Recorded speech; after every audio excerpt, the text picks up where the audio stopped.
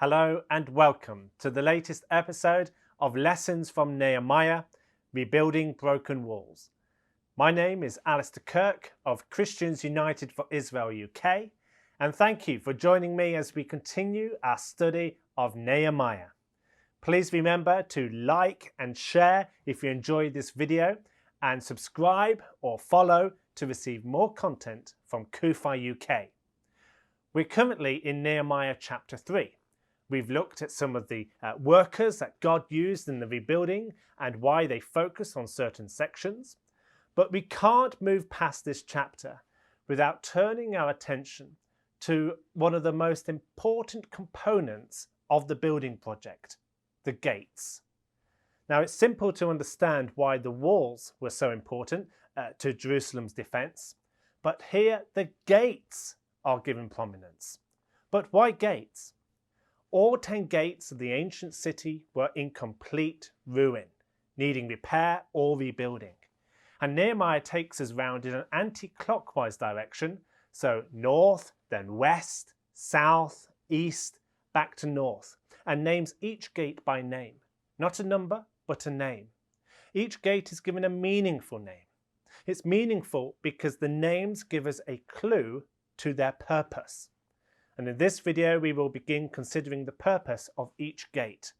But first, in 2007, the Israel Antiquities Authority were commissioned to carry out restoration work of Jerusalem's northern tower, which had been mostly unearthed in the 1920s. The tower was dated to the 2nd century BC. Old, but not as old as Nehemiah's time. Experts determined that the tower had been built quickly. Its poor construction meant that the tower hadn't fared too well since being uncovered and had therefore seriously deteriorated and needed urgent intervention.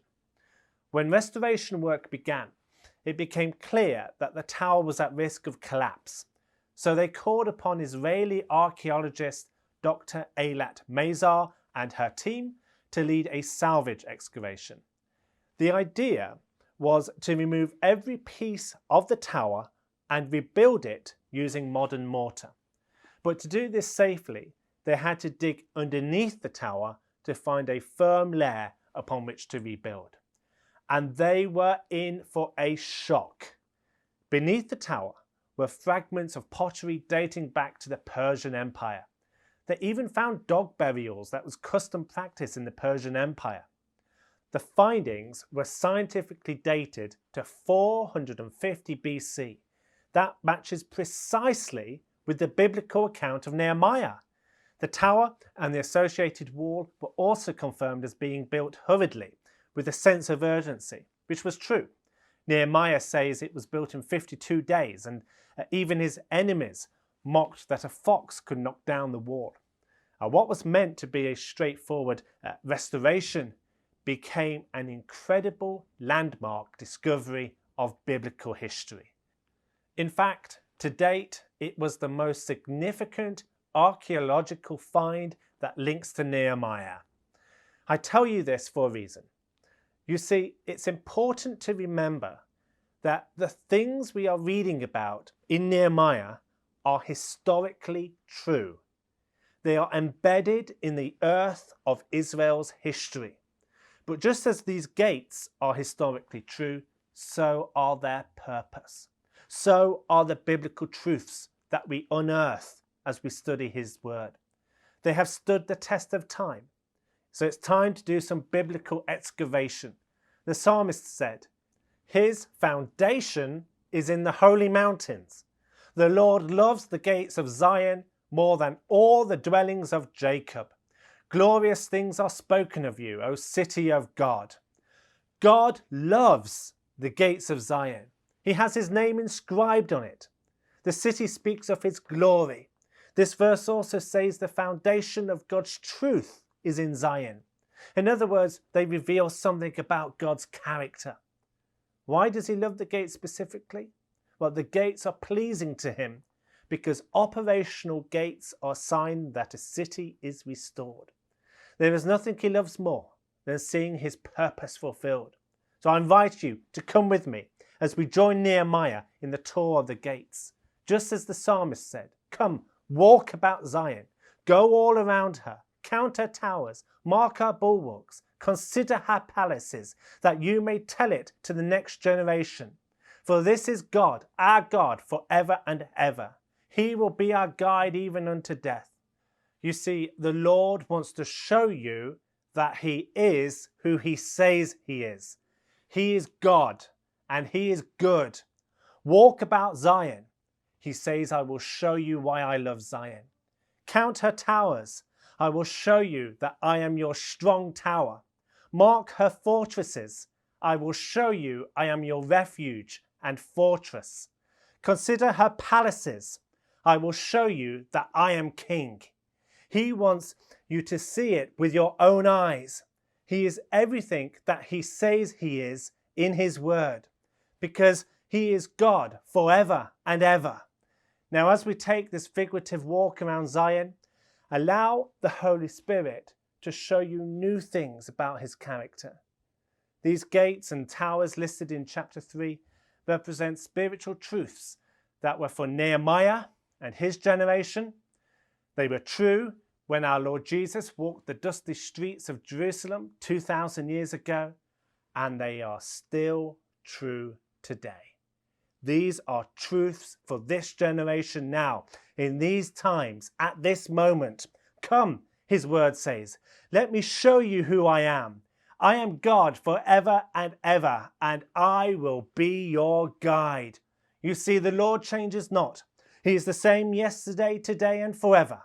Friends, as we look at the gates together, I believe He is going to speak afresh to us today. In this video, we will visit the first gate, and more gates will follow. We will take a look at how the gate is represented in the Hebrew scriptures, and we will also look from a Christian perspective at how this gate is represented in the New Testament. So let's begin with the first gate that is mentioned in Nehemiah chapter 3, and it's an important gate. It's the sheep gate. In fact, Nehemiah begins and ends at this gate in this chapter. And I think there is a good reason that God's plan starts and finishes at this gate. Let's read chapter 3, verse 1.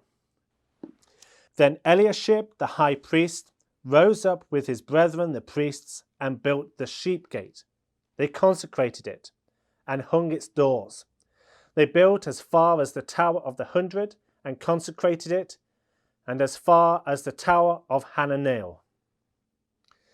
As we noted in a previous video, it was the priests that undertook the special task of rebuilding the sheep gate. It specifically mentions the high priest whose name was Eliashib. Now, I'll explain what his name means in a minute. But firstly, do you know why it was called the sheep gate? Well, you've probably guessed it.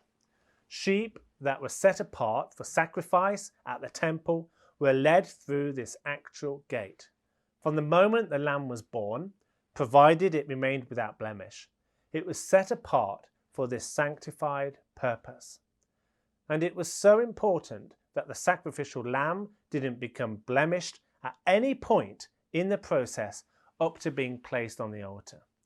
And so the gate through which the sheep would enter also needed to be sanctified. Out of all the gates mentioned in this chapter, it was the only gate that was exclusively set apart by consecration by the priests. And such was the holiness surrounding it, the priests built this gate with their own hands. Now, the high priest Eliashib means God restores. God restores. What an appropriate name for the high priest leading the restoration. And a symbolic reminder, I think, that God's salvation is the key to life-changing restoration. Verse 1 says that either side the sheep gate was the Tower of Meah, which means 100, and the Tower of Hananel.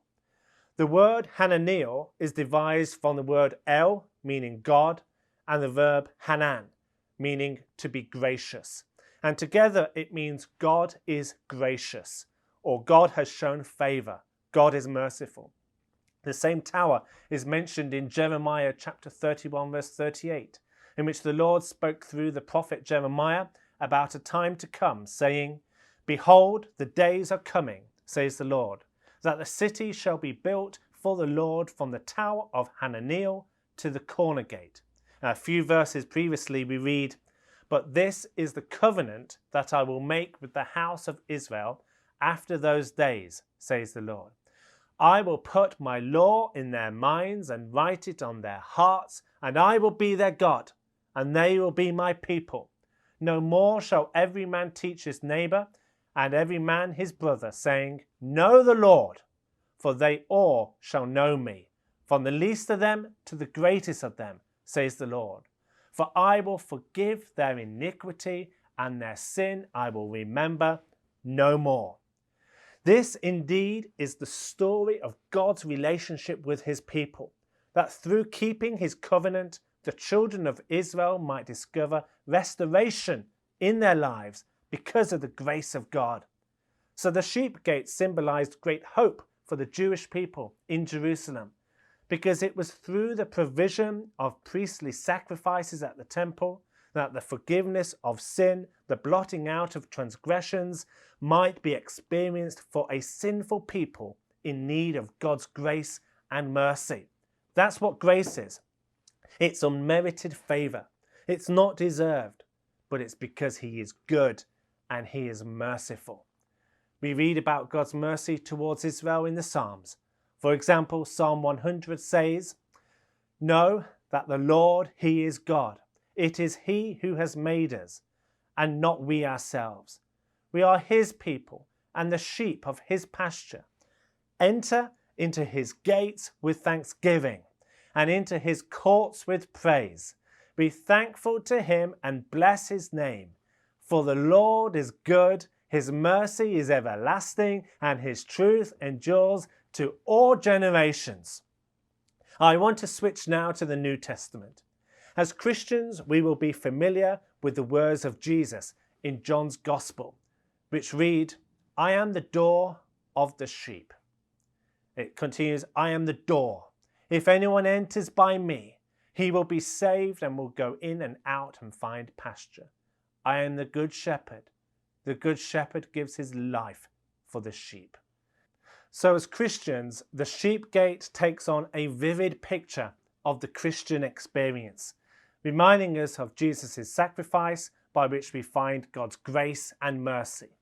In fact, it is thought by some Bible historians that the sheep gate is the gate which Jesus went through, carrying the cross to his crucifixion outside of the city, just as thousands of sacrificial lambs had passed through before.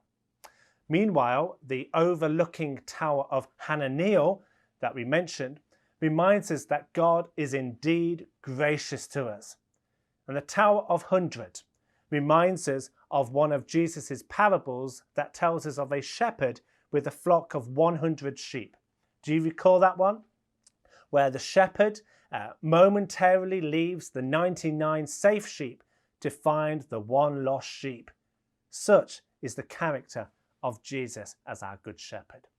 By the way, today you have to dig to find the original sheep gate of Nehemiah's day, but replacing the old sheep gate very close to the original site is the Lion's Gate, built by the Ottomans in the 16th century.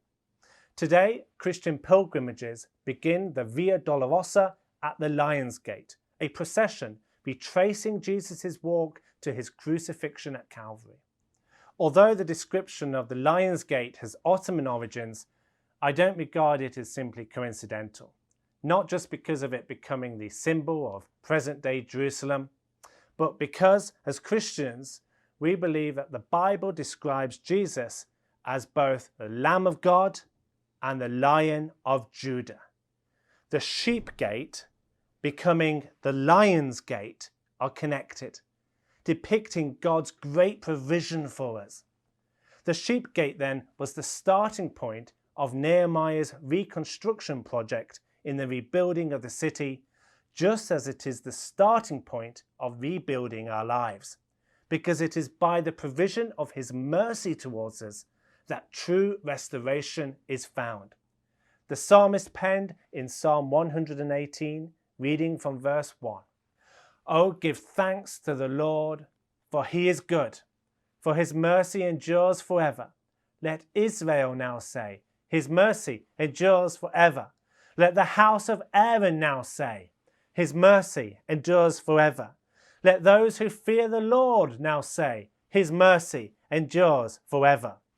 And then from verse 18, the Lord has chastened me severely, but he has not given me over to death. Hallelujah.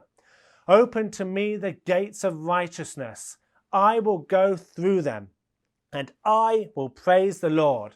This is the gate of the Lord, through which the righteous shall enter. I will praise you, for you have answered me, and have become my salvation. Praise God that there remains an open gate that leads to true restoration, the saving of our souls. A way that has been provided for us, his people, to find grace in our lives. I hope you will take encouragement from his word today. Please join me next time when we will continue our tour of the gates with the Fish Gate and the Old Gate. But for now, thank you for watching, and may God bless you.